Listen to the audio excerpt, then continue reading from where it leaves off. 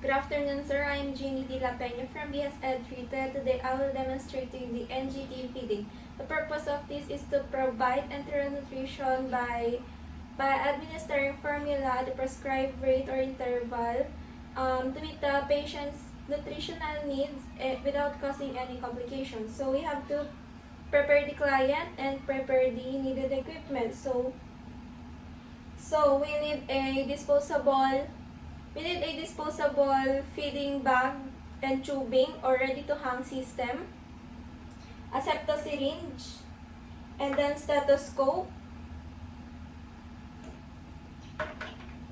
the pH indicator strip and the prescribed enteral feeding, then a clean gloves, towel, and then infusion pump for continuous or intestinal feeding, and then lastly the equipment to obtain blood glucose by finger stick. So the first thing we have to do is explain the procedure, and using a stethoscope we have to assess for the bowel sounds.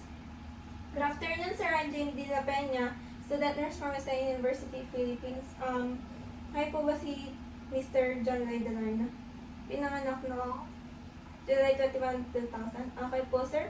Ngayon po, sir, napakainin po namin kayo gamit po ng formula na ipapadali po natin sa inyong tube na nakabit po sa inyo. And okay lang po ba? And okay po, sir. Ngayon po, assess lang natin inyong bowel sounds.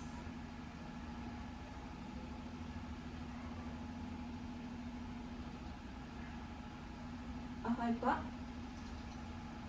And then that we have to assemble all the equipments, then check for the consistency, type, amount, and frequency of the nasogastric feeding on the patient's chart, and then check for the expiration date of the formula. Then we will have to perform hand hygiene.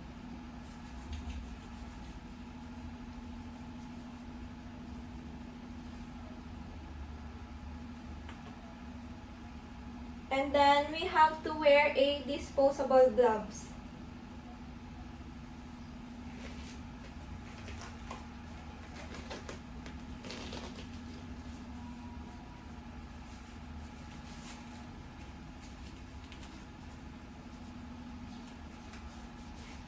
Then we have to position the patient in a upright position or at least 30 degrees or normal position for the patient to eat. Then we will have to put this towel. Then after that we will have to unpin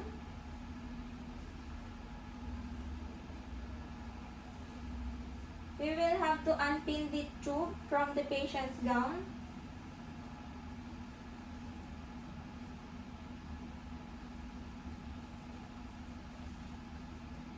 And then check for the placement of the tube if it is properly located in the stomach. So by doing that, wait lang po.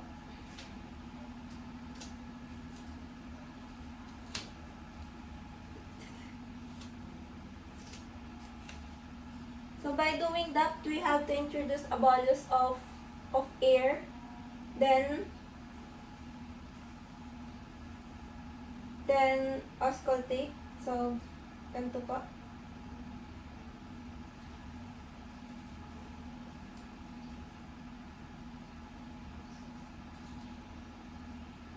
So, okay po.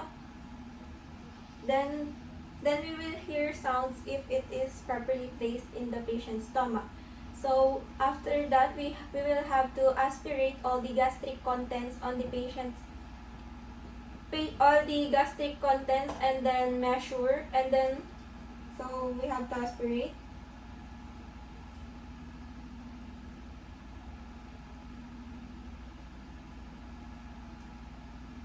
Then we will have to return back immediately through tube and saving a small amount to measure gastric pH.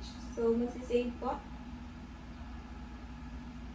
So yun, upon doing that, na-observe na rin po natin yung gastric contents ng ating patient.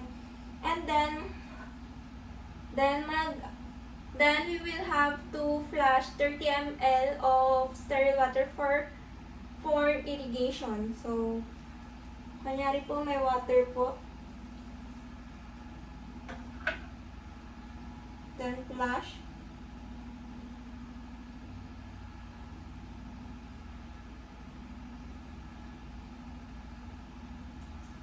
Then we will have to continue with feeding if the residual feeding does not exceed the agency policy or physician's guidelines. Then disconnect the syringe from the tube.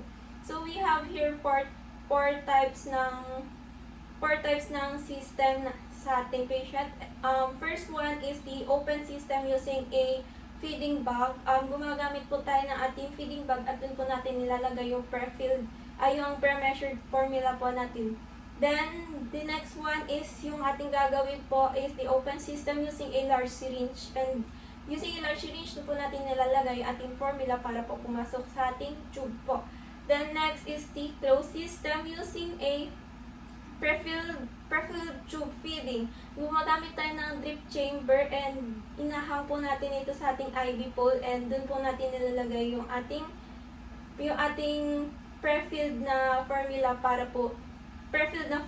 Then, last one is the continuous feeding, which is yung gumagamit naman po tayo dito ng ating infusion pump, ng pump po para dun po natin ma-regulate yung ating ibibigay sa ating patient. So, now let's proceed with our procedure. So, using a large syringe, open system, we have to remove the plunger from 30 or 60 ml syringe, then attach the syringe from the tube.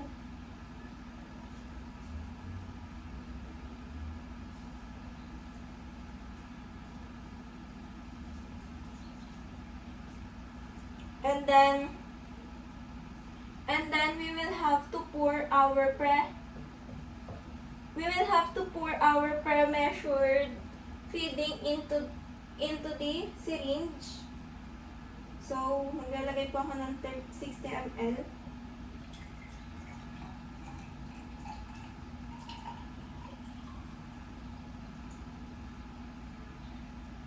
And then later, we will have to open the clamp and then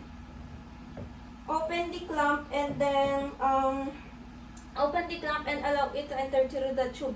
Then make sure to regulate the rate by raising or lowering the height of the syringe, and do not push the formula using a syringe plunger. Then next po natin gagawin, and yun po. Okay, i-open ko na po yung clamp.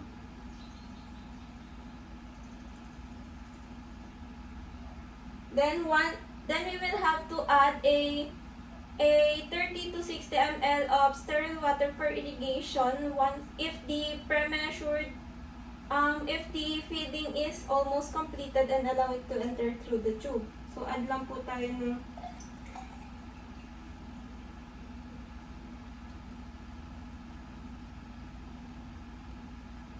okay po.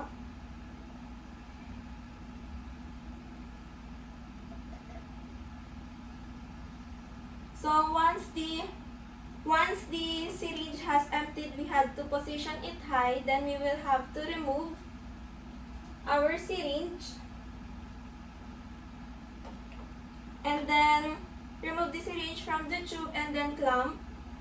And then we will have to clamp the end of the tube. Then we will have to cover the end of the tube with a sterile gauze. Wala po tayong sterile gauze. And secure it with a rubber band or cup it, or apply a cup. Kunyari na lang po ito.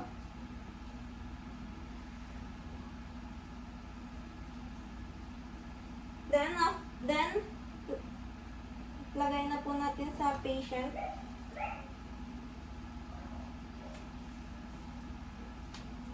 Then we will have to observe our client's response or status during and after the procedure, and then have the patient sit in upright position at least 30 to 60 minutes after the feeding. Then remove and clean our equipments according to our agency policy, then remove our gloves.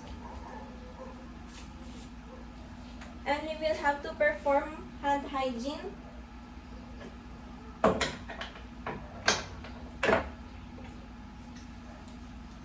Then after that, we will have to record for the type, amount of feeding, residual feeding, verification of placement, and client status.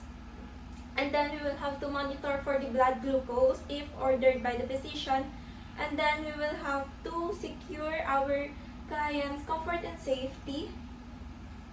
Tanggalin ko na pa. Comfortable na po ba kayo, sir?